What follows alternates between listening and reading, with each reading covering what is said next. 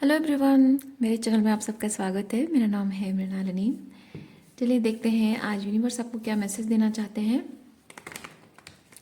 ये general reading है, तो इसमें जो भी मैसेजेस आपको रेजोनेट करता है आप उतना ही लीजिए। जेंडर स्पेसिफिक नहीं है, टाइमलेस रीडिंग्स हैं और आपको जब भी रेजोनेट करता है आप उसे क्लेम कर सकते हैं। एज स्पेसिफिक भी नहीं है और आपके जीवन के जिस एस्पेक्ट को रेजोनेट करता है आप सिर्फ मैं एनर्जी को एक्सप्लेन करूँगी, आप देखिए किस तरह से आपको रेजोनेट होता है। ठीक है, सिचुएशन स्पेसिफिक हो ज़रूरी नहीं है। डियर यूनिवर्स, प्लीज़ बताइए जो भी कलेक्टिव इस रीडिंग को देख रहे हैं उनके हाईएस्ट गुड के लिए आप उन्हें क्या बताना चाहते हैं। डियर यूनिवर्स, प्लीज़ बताइए जो भी कलेक्टिव इस रीडिंग को देख रहे हैं उनके हाईएस्ट गुड के लिए आप उन्हें क्या बताना चाहते हैं। Thank you.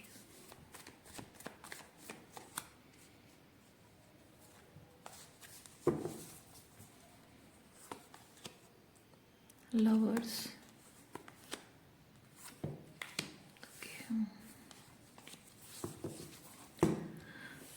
lovers and integration,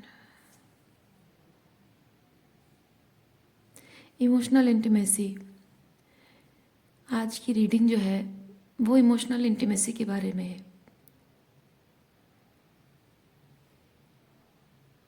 okay,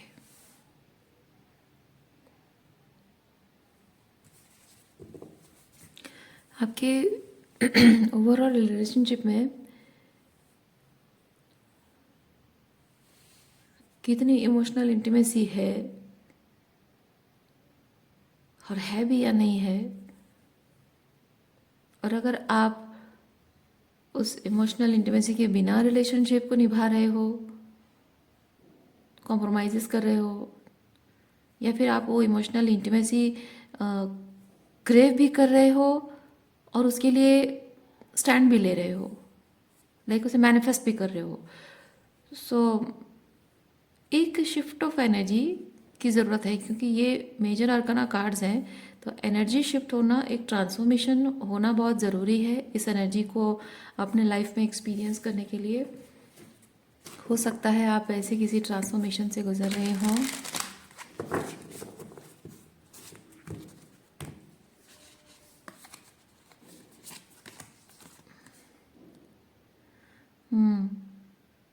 देखिए, वेल ऑफ इल्यूजन हट रहा है आपके रिश्तों में। जो भी इमोशनल इंटीमेसी के नाम पे जो इल्यूजन क्रिएट किया जा रहा है, जो मैनिपुलेशन किया जा रहा है, उस चीज़ के बारे में क्लैरिटी आपको मिल रही है।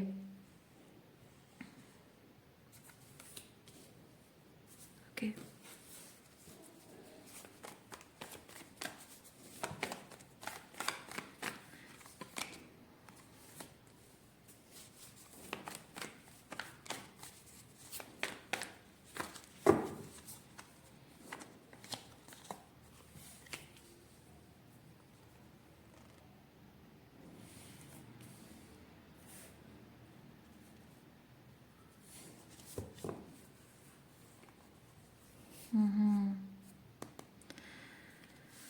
अब तक आपकी रिलेशनशिप्स में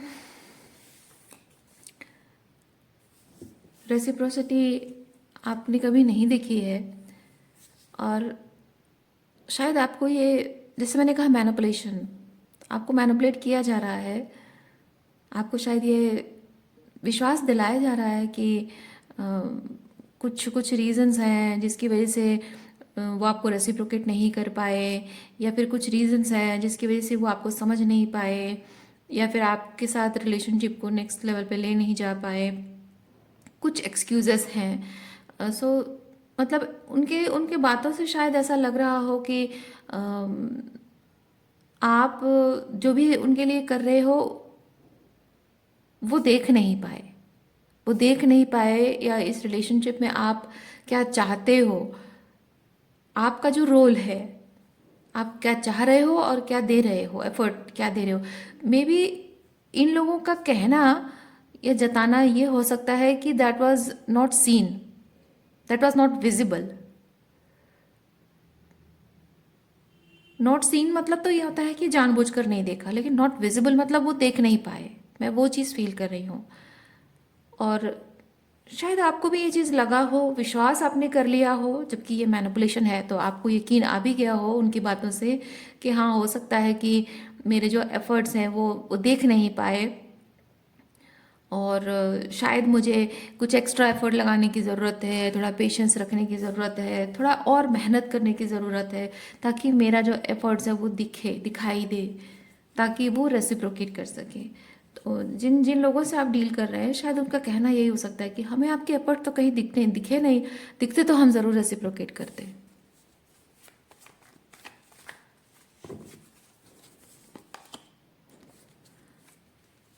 और बहुत इजीली आप उनकी बातों में आ जा रहे हैं, बहुत इजीली आप मैनिपुलेट हो जा रहे हैं।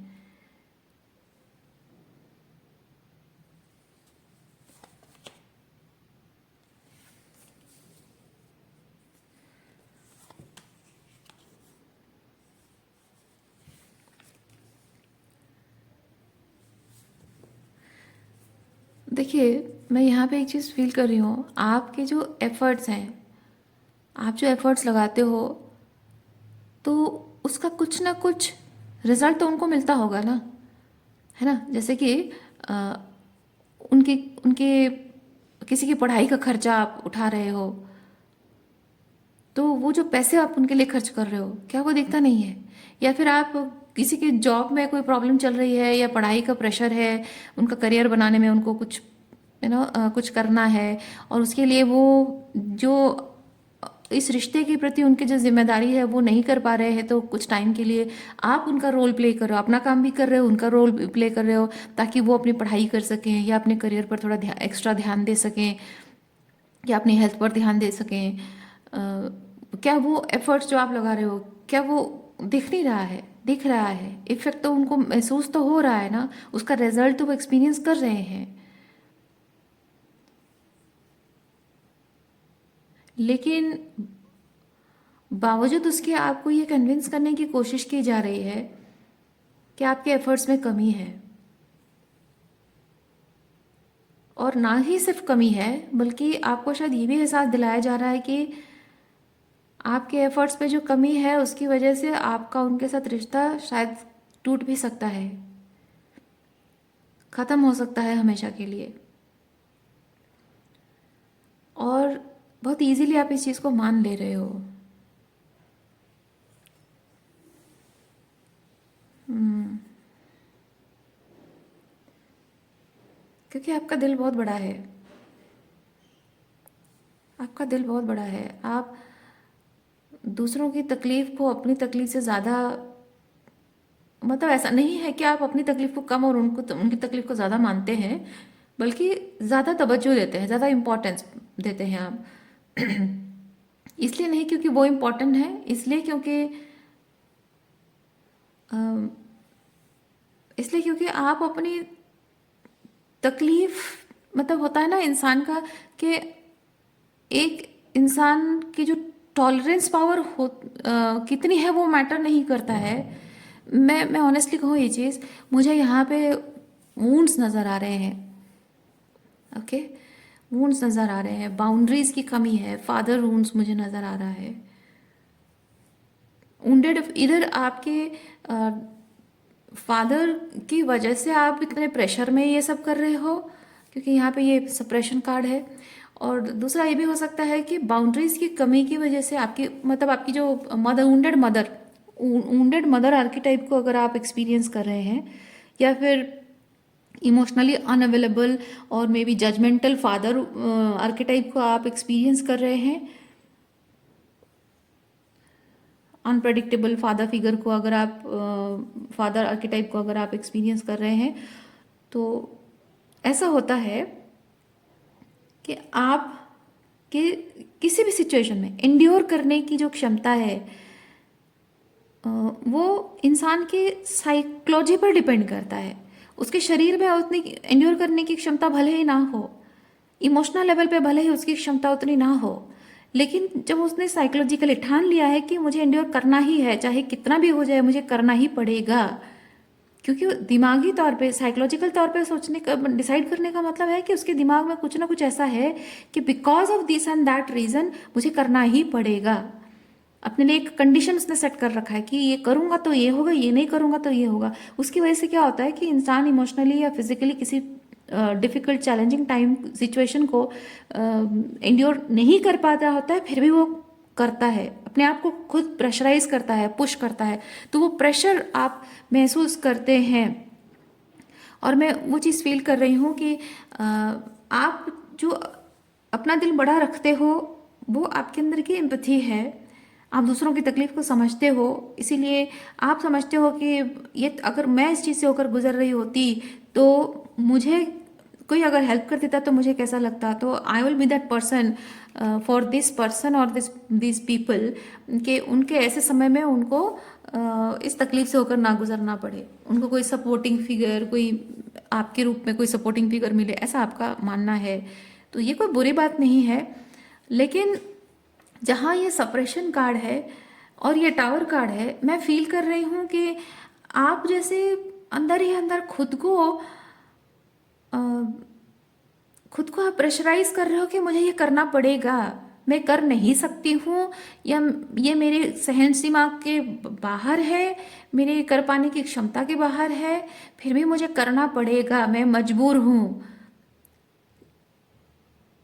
मुझे करना पड़ेगा। क्यों क्यों? कोई रीज़न है, कोई कंडीशन आपने सेट कर रखी है, कोई रीज़न अपने आप पर आपने थोप रखी है। आपको लगता है कि मैं अगर ये नहीं करूँगा तो यहाँ सब कुछ, ये टावर रिप्रेजेंट्स कि सब कुछ ढह जाएगा, सब कुछ खराब हो जाएगा, बर्बाद हो जाएगा, समथिंग लाइक दैट। तो एक प्रेशर कहीं ना कहीं आप जैसे मैंने कहा रीडिंग के स्टार्टिंग में कहा manipulation, there is a manipulation. Okay, आप मैनिपुलेटेड हैं, आप खुद अपने दिमाग को मैनिपुलेट करके आपने रखा है, कंडीशन करके आपने रखा है, बिकॉज ऑफ समथिंग। ओके, कि मैं ये चीज़ एंड्योर करूँगा, किसी भी हाल में किसी भी हद तक एंड्योर करूँगा, और मैं करता रहूँगा या करती रहूँगी। अगर मैंने नहीं किया तो यहाँ बहुत बड़ा बवाल हो जाएगा, बहुत बड़ी प्रॉब्लम हो जाएगी। इसीलिए आपको जब जताया जाता है कि आपके एफर्ट्स दिख नहीं रहे हैं, तो आप इजीली उसे मान लेते हो, ओह दिख नहीं रहे, मुझे और एफर्ट्स डालने चाहिए, मुझे और एक्शन डालना चाहिए उसमें। ओके, क्या क्या ऐसा रीज़न है, हम देखते हैं ऐसा क्या रीज़न है। बेसिक तो उसका रीज़न यही है कि आपके वुंडेड मदर आर्केटाइप है, या फिर इमोशनली अनअवेलेबल और समथिंग, कुछ टॉक्सिक फादर आर्केटाइप है। अम,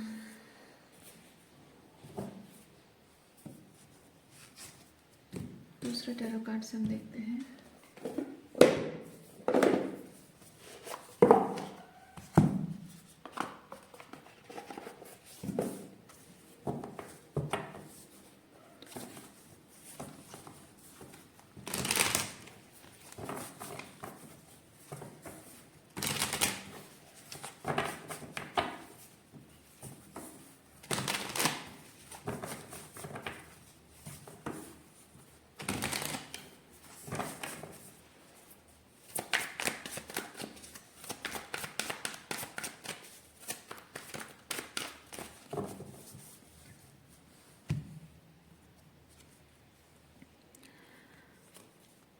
द सन, ओ ये सन है, कुछ चैरियट है। Okay,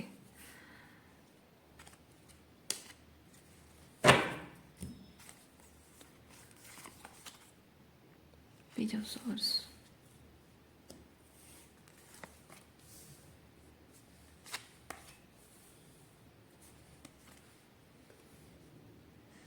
okay.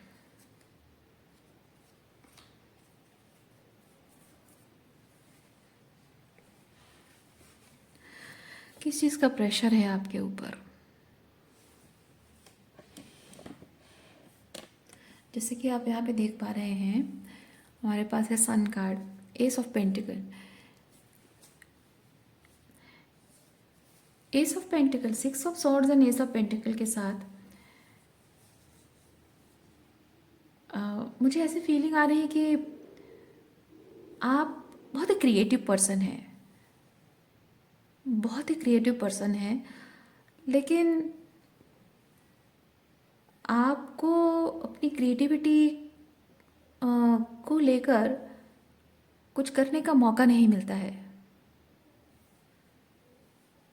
या फिर यूँ कहा जाए कि आपको शायद अपनी क्रिएटिविटी को लेकर कुछ भी अगर करना हो तो आपको मना किया जाता है, रोका जाता है, डाउट आपके मन में पैदा किया जाता है कि आप अपनी क्रिएटिविटी के माध्यम से कुछ बड़ा नहीं कर सकते हैं, क्योंकि ये जो भी क्रिएटिव चीज़ है ये सिर्फ आप टाइम पास के लिए कर रहे हो, कर सकते हो, एंटरटेनमेंट के लिए कर सकते हो, पॉकेट मनी के लिए कर सकते हो, लेकिन घर चलाने के लिए नहीं कर सकते हो। ये चीज़ आपके परिवार को सस्टेन करने के लिए एस्टेब्लिशमेंट नहीं दे पाएगा, स्टेबिलिटी नहीं दे पाएगा ये चीज़। तो इस तरह से आपको आपकी क्रिएटिविटी के बारे में डाउट आपके मन में भरा जा रहा हो।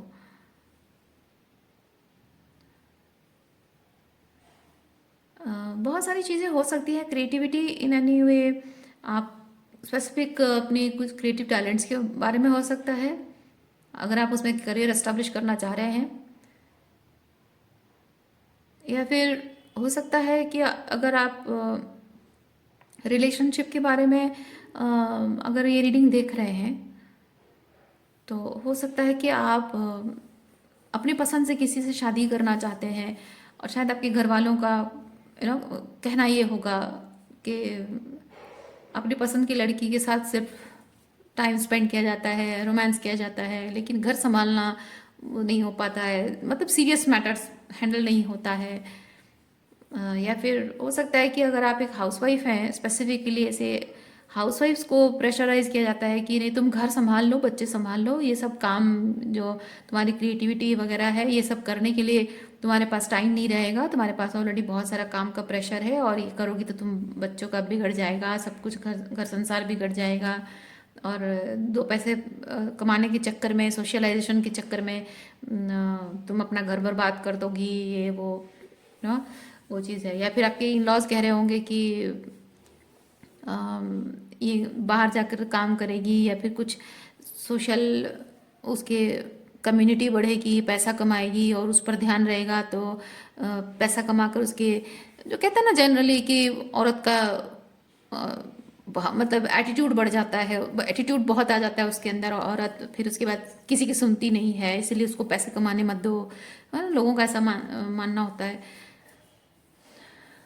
इवन ऐसा भी हो सकता है कि आप में से कोई पुरुष है जो जॉब करते हैं और पैसा, स्टेबिलिटी सब कुछ है आपके पास, लेकिन वो इमोशनल फुलफिलमेंट आपके अंदर शायद वो नहीं है, और शायद इसलिए आप कुछ अपनी क्रिएटिव किसी भी क्रिएटिव स्किल टैलेंट है जिसको लेकर आप कुछ करना चाहते हैं, आपके दिमाग में कुछ आइडिया है, ये आइडियाज़ को बेसिकली बताता है।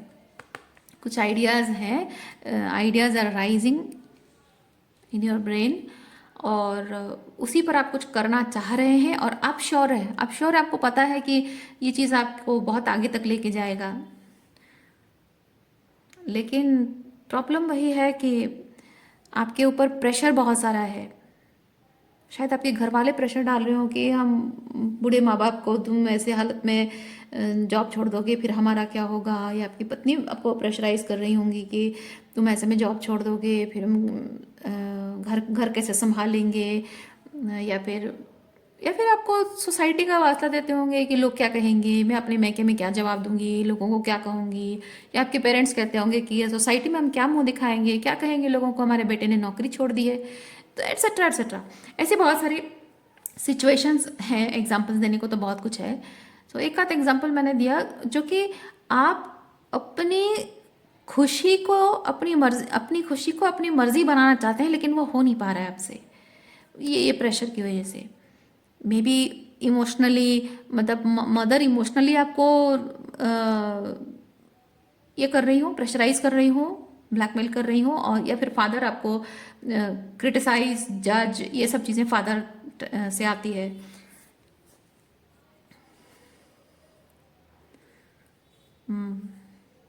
इवन इफ अगर आपके पेरेंट्स, अगर आप में से जिनके पेरेंट्स अभी नहीं भी हैं, पास भी नहीं है, या इस दुनिया में नहीं रहे, वो कुछ बोल भी नहीं रहे हैं, फिर भी हो सकता है कि वो बचपन से एक जो पैटर्न होता है ना, कि एक पर्टिकुलर पैटर्न में आपके फादर या आपके मदर बिहेव करते हैं, और आप शायद कुछ ये जो दिमाग में आपके आइडिया है, ये जो एक्शन लेना चाहते हैं, जो आइडिया आपके दिमाग में है, वो सामने लाने से ही आपको डर लग रहा हो, क्योंकि आपको पता है, भले उन्होंने अभी तक कुछ कहा नहीं है, लेकिन आपको पता है कि मैं अगर इस बात को सामने ला के रखता हूँ तो पापा ऐसे रिएक्ट करेंगे, मम्मी ऐसे रिएक्ट करेगी। या फिर वो फादर आर्केटाइप और मदर आर्केटाइप आपकी वाइफ के अंदर हो, या आपके हस्बैंड के अंदर हो, या आपके इन लॉज में वो आर्केटाइप हो सकता है। तो वो जो फादर आर्केटाइप या मदर आर्केटाइप जो है, वो आपके अंदर है, कैसे आपके थॉट प्रोसेस में रह गई है। वो भले अभी कुछ नहीं बोल रहे हैं, लेकिन क्या होता है ना कि बचपन में, मैं एग्जांपल देती हूँ, मैं आपको कहना क्या चाह रही हूँ। बचपन में एक लड़की को हमेशा अगर उसके फादर टॉक्सिक बिहेवियर करते हो, मारते पीटते हों, गुस्सा करते हों, रेस्ट्रिक्शन करते हों, ऐसे कपड़े मत पहनो, इधर मत जाओ, वो मत करो, मदर अगर हमेशा प्रेशराइज करती हो कि तुम घर के काम करो, भाई को ज़्यादा इंपॉर्टेंस दो, भाई ने जो गलत किया सो किया, कोई बात नहीं, तुम गलती मत करो, तो ये जो चीज़ें लड़कियों पर प्रेशर डाला जाता है, तो आपकी शादी तक आपको बोला जाएगा वो चीज़, बहुत ही प्रैक्टिकल लेवल पर, 3D लेवल पे वो चीज़ होगा, बोला जाएगा, प्रेशर दिया जाएगा। लेकिन एक बार आपकी शादी हो गई तो आपके माता पिता का वो बोलना बंद हो जाएगा। लेकिन हमेशा से जो आपकी आदत पड़ गई है, वो सुनने की आदत पड़ गई है, और अकॉर्डिंगली ज़िंदगी जीने की जो एक आदत पड़ गई है, किस चीज़ को कैसे हैंडल करना है, और किस चीज़ किस चीज़ को कैसे क्या करना चाहिए, क्या नहीं करना चाहिए, ये आपका डिसर्नमेंट नहीं कहता है। ये वो जो फादर आर्केटाइप और मदर आर्केटाइप आपके साइकी में बैठ गया है, आपके कॉन्शियसनेस में, आपके सोचने के पैटर्न में बैठ गया है ना, तो वो बोलता है। तो इवन इफ वो आपके साथ अभी नहीं भी है, आप दूर रहते हो, अलग जगह पे रहते हो, शादी हो गई है, आपके डिसीजंस में वो इन्वॉल्व नहीं होते हैं, फिर भी आपकी सोच में, आपके आपके डिसीजन मेकिंग में वो एनर्जी उनकी दिखती है। तो ऐसा कुछ हो सकता है। ओके, अगर वो 3D लेवल पे कुछ, मतलब फिजिकली आपके सामने नहीं है और लिटरली कोई कन्वर्सेशन नहीं हो रही है, फिर भी वो एनर्जी आपको प्रेशराइज करती है कि आपको एक सर्टन तरीके में बिहेव करना चाहिए। ओके, और क्या एनर्जीज हैं देखते हैं।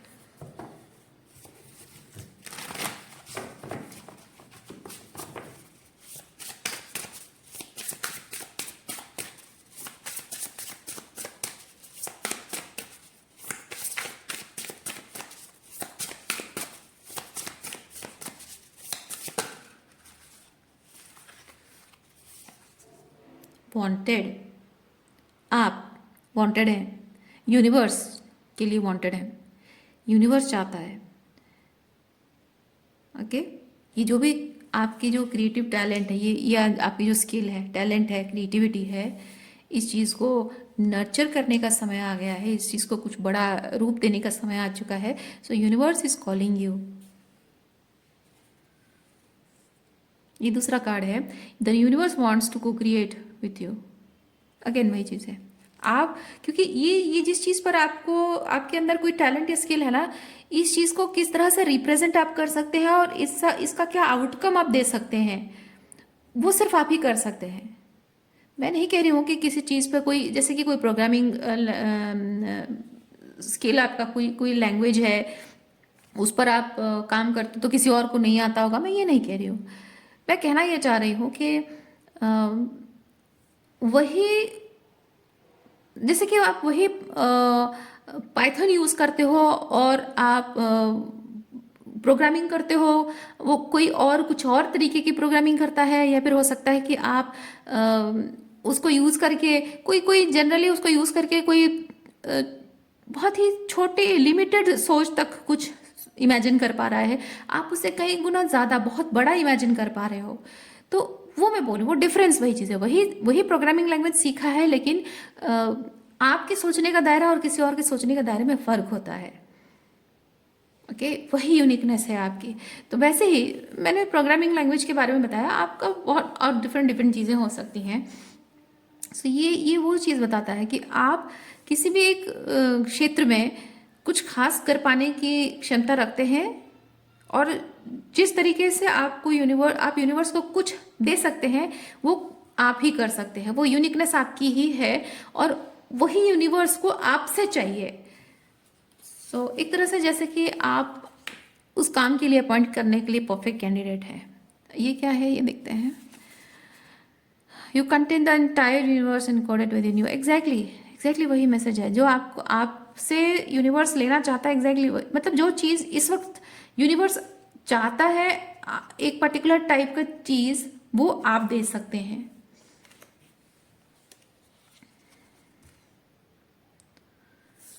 111 ईयर ओल्ड सेल्फ, ये होता है बहुत वाइज पर्सन को बताता है। विजडम, बहुत सारा विजडम, मतलब इस स्पेसिफिक चीज़ को लेकर आपके अंदर बहुत सारा ऐसा विजडम है जो कि नए नए सीखे हुए लोगों को शायद नहीं आता, या फिर हो सकता है कि आप नए सीखे लोग, नौसिखिया जैसे बोलते हैं, लेकिन फिर भी आपको कम समय में भी शायद बहुत कुछ आता हो, और बहुत साल काम करने के बाद भी शायद किसी पर्सन को उतना नहीं आता हो, है ना। तो ये वो बताता है कि आपके अंदर ये जिस चीज़ को लेकर यूनिवर्स आपसे कुछ मांग रहा है, कुछ चाह रहा है, ये चीज़ करने के लिए वो जो परफेक्ट कैंडिडेट आप हैं, वो जो परफेक्ट स्किल्स चाहिए, परफेक्ट इंटेलिजेंस चाहिए, परफेक्ट वो जैसे होता है ना वर्क एक्सपीरियंस, ओके, वो आपके अंदर है। ज़रूरी नहीं है कि वर्क एक्सपीरियंस भी हो, लेकिन नॉलेज उस लेवल का है कि विदाउट एनी लॉन्ग एक्सपीरियंस आप उस चीज़ को, उस लॉन्ग एक्सपीरियंस से ज़्यादा भी आप काम कर सकते हैं। मतलब जिनका बहुत ज़्यादा एक्सपीरियंस हो उससे भी ज़्यादा आप अच्छे से काम कर सकते हो, कम समय में भी आपने सीखा हो। सो ये वो चीज़ है। सो मैं जैसे कह रही हूँ कि रीडिंग में जब आप देखते हो तो हम एनर्जी की बात करते हैं। So this is all about energy. यहाँ कुछ भी आपकी 3D चीज़ नहीं एक्सप्लेन हो रही है, लिटरल चीज़ें एक्सपीरियंस नहीं हो, सब कुछ एनर्जी के बारे में है। ओके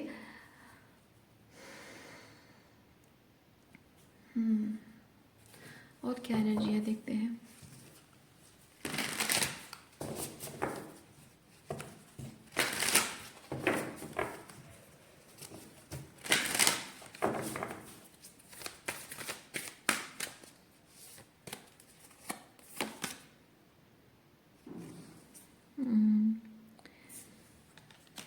ये जो आपको हमेशा डाउट आपके मन में डाला जा रहा है कि आप ये जो कुछ भी कर रहे हैं, इस चीज़ से आप कुछ बड़ा नहीं कर सकते हो और मटेरियल स्टेबिलिटी नहीं ला सकते हो, तो ये रजस कार्ड अपने आप में आपको बताता है। रजस का मतलब ही तो आप जानते होंगे ना।